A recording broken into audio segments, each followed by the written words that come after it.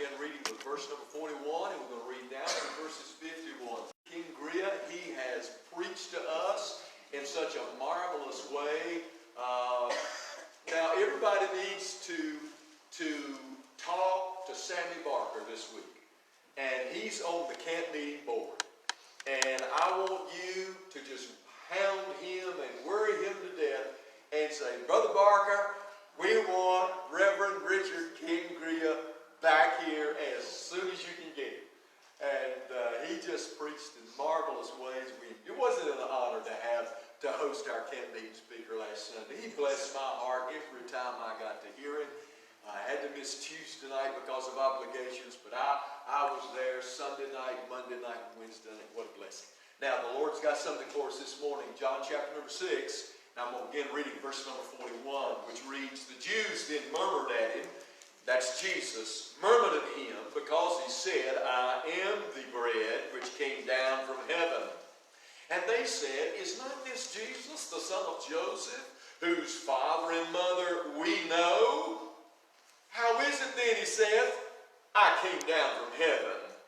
Jesus therefore answered and said unto them, Murmur not among yourselves.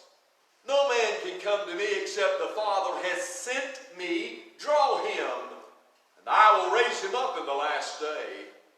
It is written in the prophets, and they shall be all taught of God. Every man therefore that hath heard and hath learned of the Father cometh unto me.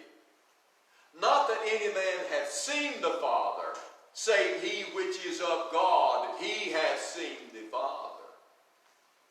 Verily, verily. Man, that means surely. Lock into this. Listen to me.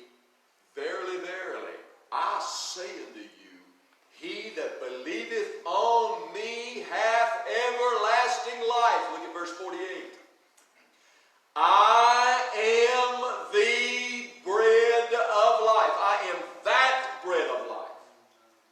See, Jesus talked about the manna coming down from heaven. He's just fed 5,000 men and 5,000 women and about 10,000 children. The Bible says 5,000 men because that's the way the name numbered it back in those days. They just numbered the men and everybody just was assumed to guess. There's about 20,000 people.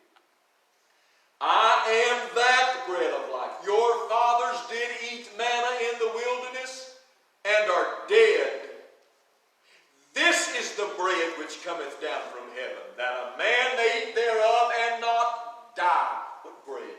That bread. Jesus said, I'm that bread. I am the living bread which came down from heaven. If any man, no partiality,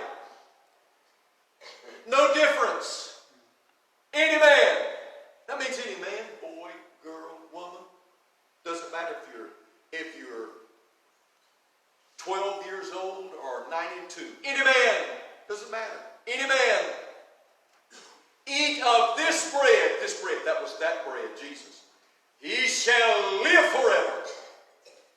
And the bread that I will give is my flesh, which I will give for the life of the world. Well, what do you know?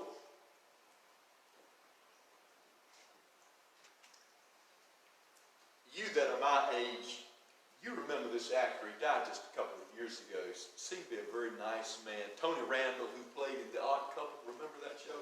You know, he was the clean freak. And then the other guy, he was the messy guy. Now, we all want to live with Tony Randall. Nobody would want to live with Jack Klugman, you know, the messy guy. You wouldn't want to live with that. Tony Randall played that part, just a great, superb actor. This is a true story. He walked in a jewelry store in New York City where he lived one day, and instantly the jeweler knew him and said, oh my word, Tony Randall's in my jewelry store. He said, Mr. Randall, can I have your autograph? He said, sure, be glad to. I'm honored to give you the autograph. And he said, but wait. He said, can I call my wife? She's your biggest fan. Can she come down here? And he said, well, sure, call her. I'll be glad to meet her. She lived just a few blocks away in a nice apartment.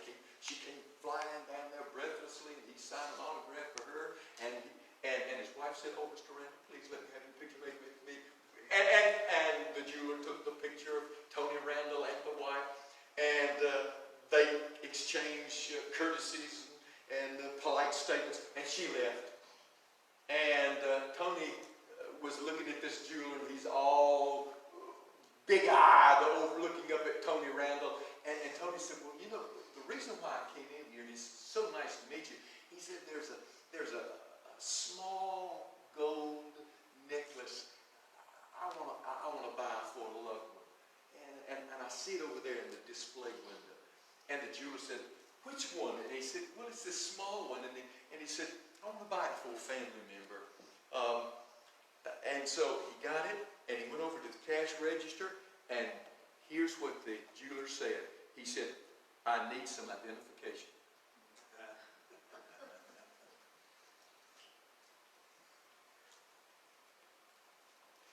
Larry Bird. Now, you ladies, I'll catch back up with you in a minute. You all the men in here know Larry Bird.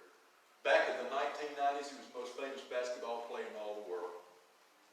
In the town he lives, they named Larry Bird Boulevard after Larry Bird. He's retired now. But back in his heyday, his two biggest fans, the two people always said they were his two biggest fans, they went to Larry Bird Boulevard, where they've got a nice sign with the image of Larry Bird. And they had their pictures taken in front of that sign. Guess who jogged by, and as he was jogging by, he got the back of his foot in the photograph as they snapped the shot. You know who it was? Larry Bird. They are enamored with a thought of Larry Bird. They'd shaken his hand at hundreds of games, and they just had to fly to where he lived and get the picture made with his sign. And all they had was Larry Bird as he jogged by in the picture. They didn't realize this till years later. All they got was his foot of him actually, and didn't know it was him. This is all they got. All they got. In the same text today, I want to tell you there's some people looking at Jesus, and all they got was identification. They are arguing over who Jesus is and what their idea of God is. Here's what Jesus is saying. You stuck on what you think about me.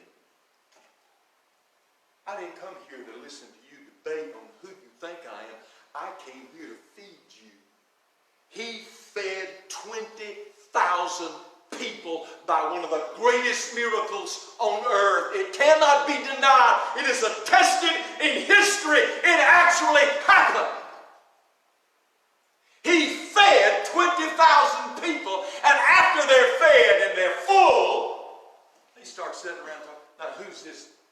Who just fed us?" Somebody said, "Well, I know the guy. I know his daddy. His daddy's name is Joseph." Some lady said, "Well, wait, I know his mother. His mother's Mary." And somebody else said, "Well, why is he talking about coming down from heaven? He works in his daddy's carpenter shop. I know something about him."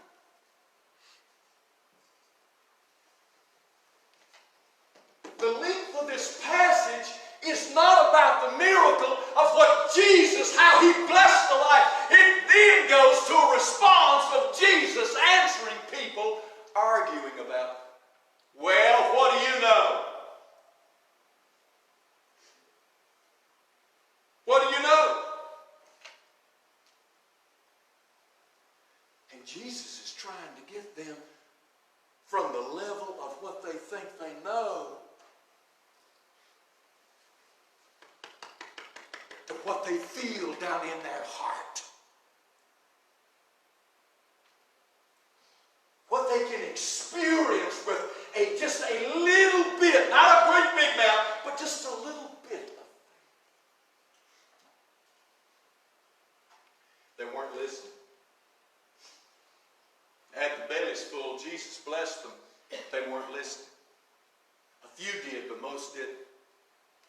In fact, when you read and study this entire passage, most of them will turn their back on Jesus and leave him. And I'm not talking about Calvary, but before Calvary, these people are going to leave Jesus. I read of a couple that had been married 50 years. Serious, true story. He was a nice, soft-spoken man, nice man. And he was married to a woman who was just stubborn. It was her way or the highway. And for 50 years he would say, darling, let's think about doing something a little different. No, I'm not. No. It's my way. No. And then, when he'd say, and if he ever came back and said, but darling, can you not for once think about something my way? True story. You know what she did? She turned her hearing aid on. And she admitted it. After 50 years of marriage, he left politely, kindly. He left her the house. He walked away, bought him a little trailer. And the son and the daughter were saying, Mom, how can you do that? Why aren't you listening to that? She said, listen to it. She said, for 50 years, this is the only thing your dad deserves. I cut my hearing aid off. Now, I'm going to tell you something. That's a real story, and that's sad that there's some people who live like that in the world. But can I tell you this? There are a whole lot of people who live like that in churches. God has been pleading with the moving of His Spirit to knock on hearts. Preachers preach until they're breathless, and choirs sing the holy anthems, and we just sit. Hurry up and get your little message, preacher. I got things to do on Sunday. Give me your identity. Give me Jesus' identification card, preacher, and I'll be satisfied. God is trying to get it across to most churches in America. That's not enough for Him. It satisfies most hearts in a vague, shallow way, but God is saying, I want fellowship. I want in your heart. Now notice just two lessons in this passage, and I'm through. Number one, the lesson is what Jesus is teaching in this passage of feeding the 5,000, we should say the 20,000, is first of all, they had to change their ideas about God.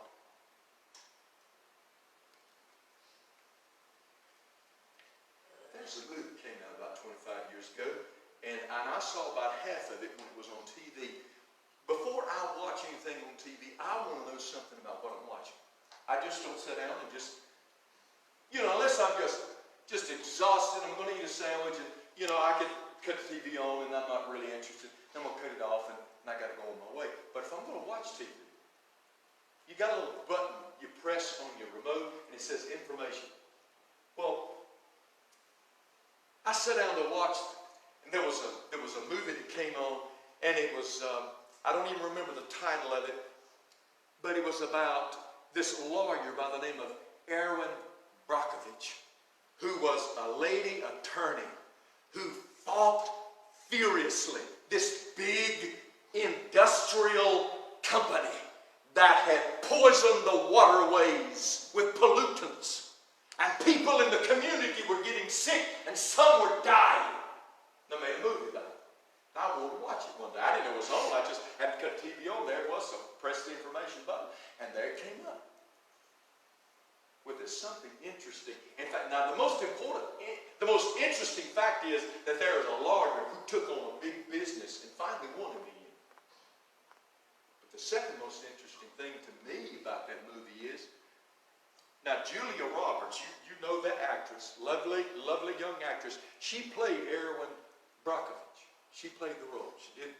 I only got to see about half the movie, and I had to call and had to run. I'd like to see the rest of it one day. But the second most interesting thing about that movie is that the real Erin Brockovich, attorney Brockovich, the director let her have a little part in the movie. what she did? She's only in one scene. They put a waitress uniform on her and an apron, and she got to take somebody's order in the restaurant. That was the real Carolyn Brockovich. I'm going to tell you today that in the role of life, people are missing who Jesus really is. They're hung up on a little bit of information and knowledge. Jesus robed himself in flesh, almost as a disguise, but it wasn't a disguise. He robed himself, covered himself in flesh, so that he could become one of us and die for us. An angel could not die for us. An angel was not one of us.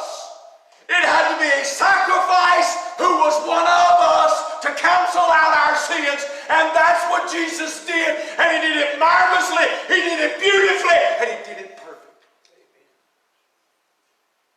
And in the role of life, people are looking for all kinds of gods. And most people are satisfied in church with just a little bit of knowledge about God. And they miss it. All we got to do is look. All we got to do is press the information button, and you get more than information. Secondly, and lastly, what had to change about these people was their relationship with God. See, they had a responsibility to God. It's one thing to be responsible to God, such as I'm responsible to God to read the Word. But if that's all it is, I can say, well, I read this many chapters this morning, and I read a little bit less the next morning, read a lot more the next day, didn't get to read into the next day, but I'm responsible. I read my Bible.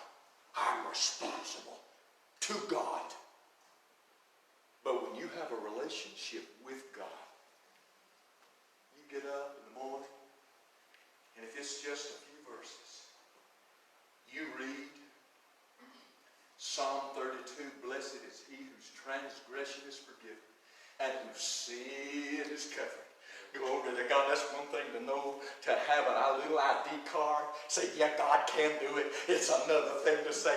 Instead of saying, I know God can forgive, it means something before you go out the door. I am a child of the King. I've been bought by the blood of the Lord Jesus Christ. I am forgiven. You might be forgiven, but I know I am forgiven. I don't need to watch a TV program or to get it on YouTube to tell me I'm saved. I know I'm saved by the witness of the Spirit of the living God. Amen. Amen. Psalm 33. Rejoice in the Lord, O you righteous, for praise is comely to the upright. Oh, I can read. Oh, yeah, that church down the road, they had some rejoicing in their heart. It's another thing to say, well, good for them. But I went to church. I felt the Spirit of God. He touched my heart. I feel drawn. As Mike led us this morning, draw me nearer, nearer, nearer, blessed Lord. We're here at church this morning. I wonder how many people have gone to churches this morning because they have a responsibility to God.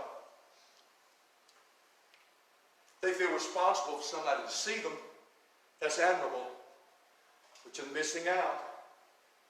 They're missing out on what church is all about.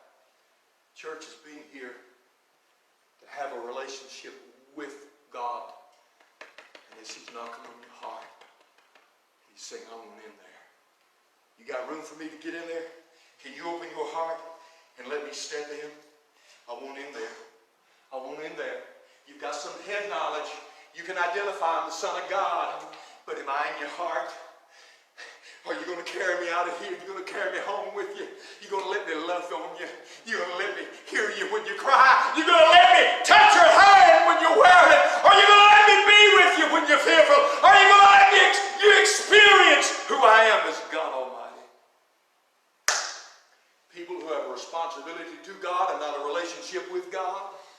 They're restless. Because to them, they got to work out all their problems. I tell you, I was heading to a funeral yesterday. I had some things weighing down on my heart. And I thought, well, what can I do about this? I thought, no, that ain't going to work. Thought about another thing. That ain't going to work. All of a sudden, it was just a little reminder. I don't know if it's just because I grew up in church. Maybe it was the Holy Ghost. I'm not sure. But all of a sudden, I got this little thought. You a preacher? You know God. You can't fix that problem. You're worried about going to a funeral, and you got a problem on your mind you can't fix. Why don't you turn it over to God? And I was halfway to the church, and for the rest of that way, with eyes open, I said, God, you know this problem, and it's bugging me. Well, it was bugging me more than it was worrying. You ever have problems like it? Some worry you, some bug you. This is a bug problem. It wasn't an insect. It's just bugging me. I said, God. And it's a small thing. And I said, why am I sitting here? I said, there's a family with a broken heart. I'm going to shake their hand and hug their neck. And I've got this thing on my mind. It's bugging me. God, I'm sorry. I can't fix it. Even though it's a small problem that bugs me, I can't fix it. I can't. It's too complicated. Even though it's a small problem, it does nothing but bug me. It's too complicated. Now, I'll tell you, when I pulled in that church parking lot, I had that thing in God's hands. I said, God, now, if I can go in there and minister to that family.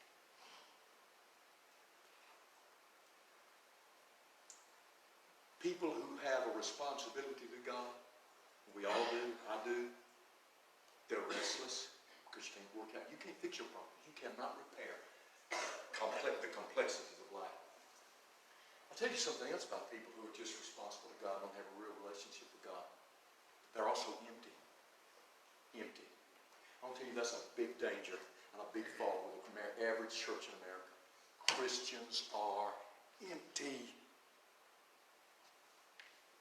Come to church with their little ID card of God and they leave with it. Look, I got my card.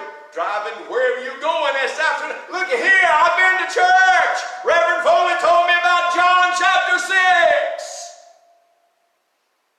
You're meeting people in this world dying, going to a devil's hell, and they have a shallow spiritual longing in their eyes. And here we are empty. Thinking, wherever I go, hope the line's short. If I'm just going to drive somewhere, hope the traffic's not bad. Hope it's not too congested. But I've been to church this morning. I know something about God. Listen to me as I close. Jesus said he's the bread.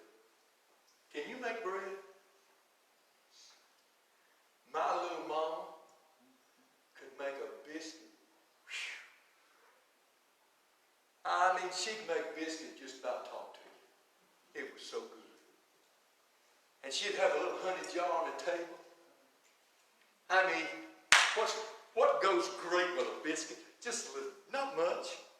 Where I grew up, we called it a dab. Now, you say it's frugal. No, we have dabs back home. Mama said, you want a dab of honey? Sure, Mama, I'm going to dab of honey on that bread. Close the top part of that bread. Eat that. I'm almost through. I know you're hungry. I am too. Eat that biscuit. Can you? I couldn't make bread. My mama couldn't make the best biscuits in all the world. When I see her in heaven, I won't be a bit surprised. Man, I may be using a little fantasy here. I'm sorry. Forgive me. But I of course want to hug Mama first. But it wouldn't be a bad thing for Mama to whisper in my ear, "Hey, you want a platter of biscuits?" I'm going to say, "No, Mom, I want two." Because now I don't have to worry about cholesterol or anything else. Not that I have to worry about that much. But I want them right now, Mom. And I don't want an angel making them. I don't want anybody making them. I don't want the Apostle Paul making them as wonderful as he is. I want my mama's biscuits. That's one thing. She knows how to make biscuits. I don't know how to make them. There's some people who can make bread and then just sit around and look at it like some of these chefs on the cooking show. Have you ever seen them? And they sit around, now I use just a dash of this self-rising flour, and then I sprinkled in some of this yeast, and then we baked it now for $3.75 with it. And I'm like, would you hush and put it in your mouth? I want to see if it's good. I don't trust skinny chefs.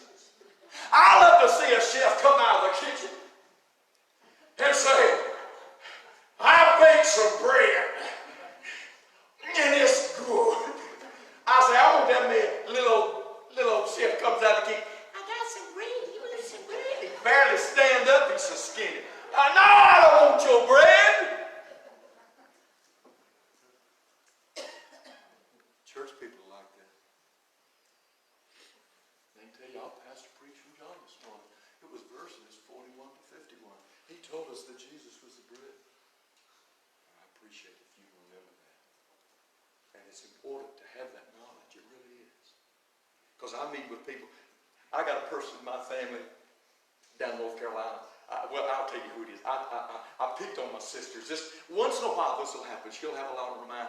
And she'll tell me, she'll say, oh, brother, she's listening. You forgive me. But she's done this a couple of times. Now, she locks in. She gets the message most of the time. But the last time I asked her what the sermon was about, I said, Melinda, what was the sermon about today? Oh, Lord, you had to ask. I don't know. But it sure was good. I said, you don't know if it's good or not. If you don't know, and I have a little fun and picking at it. I'm sorry, but I love it. But you know there are people like that that come to church. It sure was good. I love being in church. What was it about? What did you preach? What did you sing? Come on. No. Come on. Look. Most people are restless. Most people are empty. I'm talking about Christian people. You know why they are? They're so preoccupied with life, they've forgotten about the longing in their soul. I want to promise you this. There's a lot more I don't know. I admit that. I want to tell you what I do know this morning. I know that every person under the sound of my voice, every one of you, including me, has a longing in their heart. And there's absolutely nothing and no one, not a relationship, not my wife's the dearest person I know. I wish I could be around her 24/7, but I'll tell you there's a spiritual longing in my soul that I don't care what can meet. And most people will leave churches this morning with their ID card of Jesus, and he's still knocking. And this world's still going to hell. And we don't have anything to give them until we put aside the bread recipe and we put that bread in our mouth and we get Jesus down in our heart.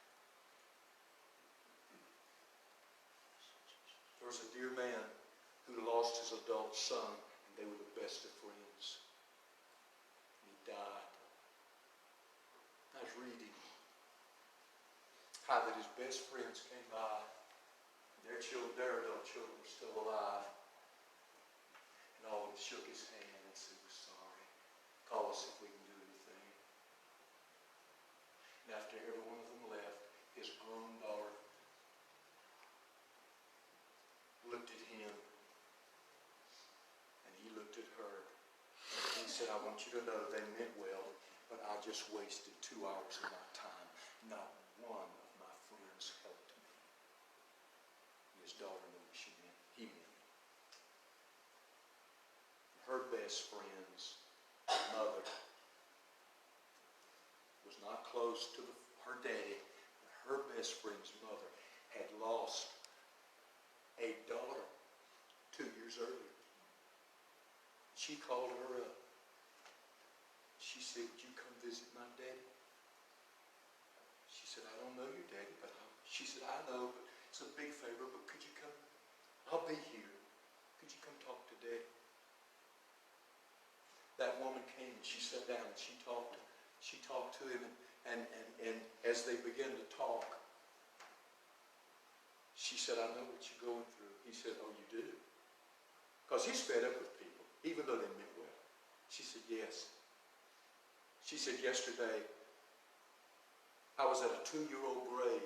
That grave is 2 years old, and it houses my 29-year-old daughter's body. they talked for 2 hours. And when she left, that broken-hearted daddy stood up and grabbed his daughter, put her in his arms. He said, I think I can just about get through the day. He said, I thought I was going to call it quits and commit suicide. I've just about lost my mind, no help. He said, but that lady just saying and experiencing what I have felt, I can now face tomorrow. She knew more than a few things to say. She had it in her heart. All right, now this past week, now I promise I've got her. This past week was the 18th year of 9/11. Can I tell you something you're not going to see on TV that's always been edited out? Let me tell you. I watched just a little. I watched a whole program. It was about an hour long, and then I got to watch about 15 minutes of another. But let me tell you something that editors have edited out about 9/11. You're never going to see. They've talked about it on screen. These two men, I'll tell you who they are. They've talked about it on screen, but the editors edited it out, and you'll never see it anywhere on TV. 911 at the Twin Towers. Wherever the planes hit, above those planes, hundreds, several thousand were up above. Only a little handful were able to escape. All the other people were below where the plane hit. They were above the plane, where the plane hit. They were in eternity somewhere. Let me tell you about two that made it down. You've seen them on TV if you've watched anything about 911. Let me tell you about these two that you're not going to hear on TV. One is by the name of Brian Clark, a financier with Euro Traders. Very successful man. Nice, polite man. And then there is a Stanley Premeth. He worked as an assistant vice president to Fuji Bank system. That's worldwide. When the planes hit, those two were just right above where the plane hit. And Stanley Premeth was in a section where plaster walls, sheetrock had fallen in on him, and he was trapped, bruised and banged up, bloody, smoke-filled, but he was alive. And he does what everybody did. That the few that lived beyond, above where the planes hit, he started screaming, "Help! Help!" He knew he was going to die. Brian Clark staggers down the hallway, and he hears the cry for help. When he gets there, there's sheetrock, and he can't get to it. So he finds an instrument, and he breaks through the sheetrock. Now, here's what you're not going to see on TV. There's been a full program made about these two, and they talk about how that they were able, they looked staircase after staircase, and finally found one that was open, and they staggered down the staircase. But let me tell you, they talk about how that Brian came in and Stanley was yelling, "Help! Help! Help!" And Brian says, "I took him by the arm, but see, there's a break in the tape." Brian says, "I took him by the arm and I lifted him up, and we made our way down the steps." Now here's what they edited out.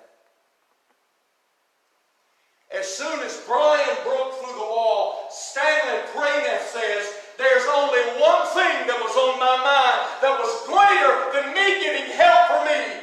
And that is, I knew I was going to die, and I heard another person there breaking in on me. I knew he was going to die. I didn't think we'd get out. So I only asked him, what's in my heart? I said, are you saved? Do you know Jesus?" Brian said, "Yes, I do. I'm in church and every Sunday, and I know Jesus Christ." You'll never hear that on TV. Both of those men get down. They get only 1 block away, and that tower starts coming down. And they ran for their lives. They're now both retired, and they're still best of friends. because of something they experienced in their heart far greater than those twin towers coming down, as horrific as that is, and that is the experience of knowing Jesus Christ. Well, what do you know? Jesus gave us bread. What do you know? He gave us bread. Tasted good. Got some license in your hand. Well, what do you know, Jerry? No, it belonged to Doug. Here you go, Doug. We'll give it back to you now before I forget.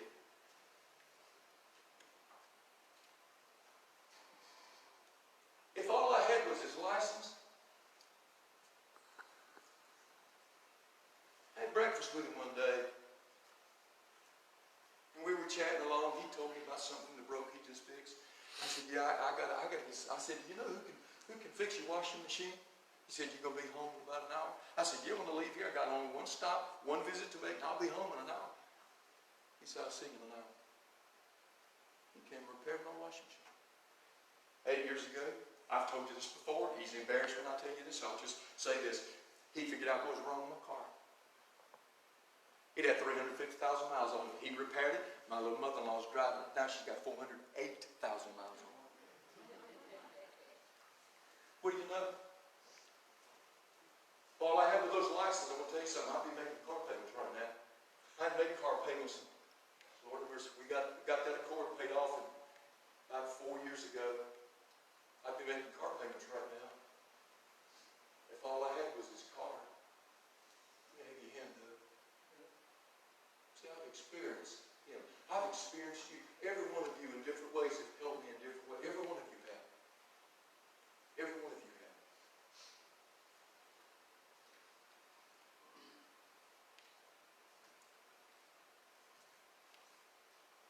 I remember when Doug fixed my computer. He's a Renaissance guy. He fixed anything. And he didn't pay me to say that. Something goes broke, call Doug. Call Jesus, call Doug. You know, when he got my computer, and today it works like a charm. 3 years ago, I was about to throw the thing out the window. I was so fed up with it. I had two men from Comcast. I'm sorry, Comcast. You're a great company. May the Lord bless you. I appreciate you. Two men came from Comcast, and I'm going to tell you what they did. They both looked at me and they said, Reverend, we're sorry. This can't be repaired. And I looked at my watch and I said, now, how long have you been here and how much you going to charge me? I said, man, I'm sorry you can't repair this, but I said, I don't do that much on it, but what I do, I've started to depend upon it. They said, we're sorry. They got their little toolbox and they're out there shaking. I said, bye. Doug came to my house and he fixed it, repaired it. That thing looks like a charm now. And who knows, Comcast, it's probably something dumb I did to the computer, because I still don't know that much about it. But I'm going to tell you what, Doug sat down and he worked at it, and he got some little charts out and looked at it. And I looked at the charts, and they looked like Chinese. I thought, oh, Lord, I don't know what he's reading. He got that thing fixed. He said, sit down, press this button, press that button. I pressed it, and boop. Chuck's going down to the beach just a few minutes if I'll ever let him out of church. It's 4 after 12. I'm going to close in 1 minute. Chuck wants to go down to the beach and just go down to the ocean. He's going to go down and see his son in just a little bit. And Doug has put, what's that, Janelle? Is it Janelle? Or up here, Janelle? I can watch you when you fish this way. He don't know that. I got my eye on you, Chuck. I got to watch my deacons now.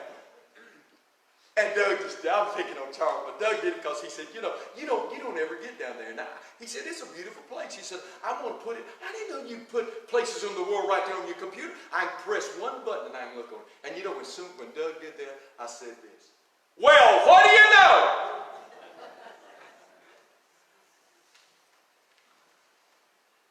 And I think about God on this Sunday morning, John chapter 6. Well, what do you know? And I'm happy to report to you this morning as a 61-year-old man that when I was 14 years old, I walked the aisle, I met Jesus, and I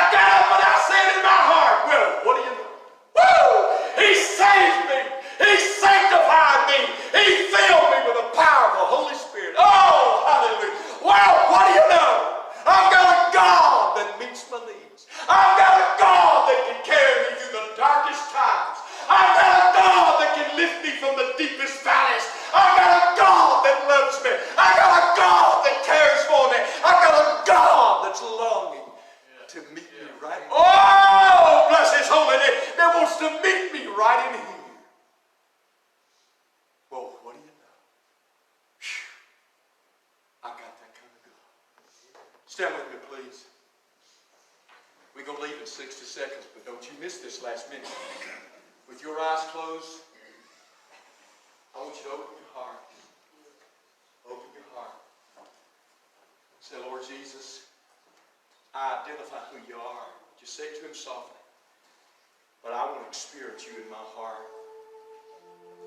You got some things bugging you today? Give it to God. Well, preacher, this is small. My thing was small too. He cares.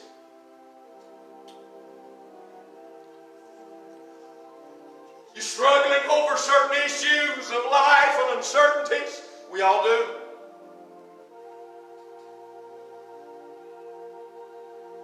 I met a preacher yesterday. If I called his name, you'd all know him, but he's very private about certain things. He's just had a surgery, and he's very weak. He looked at me and he said, I hadn't seen him in a long time, and he had surgery, and he said, you know, it's a terrible thing to get to this point in life. You just don't feel certain about a few months down the road. I said, yeah, brother, I know about that. But we've got a God whom you can experience, whom you can invite into your heart. And friend, He will lead you, He will bless you, and He will guide you. Turn it over to Him right now. We're closing. Turn it over to Him. Some of you, not only we're going to close this service, some of you need to put a close on some things. Close, C-L-O-S-E, a close. You need to bring your close on some things and issues that are bothering you. You know how you do it? You need to put it in God's hands right now. If it's a person, thing, it, whatever it is, fear, put it in God's hands. Say, God, I've worried about this as long as I care to. And God is saying, I love you. Quit wasting your hours worrying. Give it to me. Experience me. You can have your license and identification if you want it. That's how most people settle it. That's how some people, I'm afraid, may be leaving this Sunday morning service. I love all of you, but if you don't turn it over to God, all you got is the ID tag. God loves you too much for that. You want to turn it over to Him? Give it to Him. Give it to Him. Well, I got plans. Your plans will go all wrong unless you put them in God's hands. I promise you that. I got goals. Every one of them will be tarnished, and you'll despise them when you get my age if you don't put them in God's hands. You listening to me?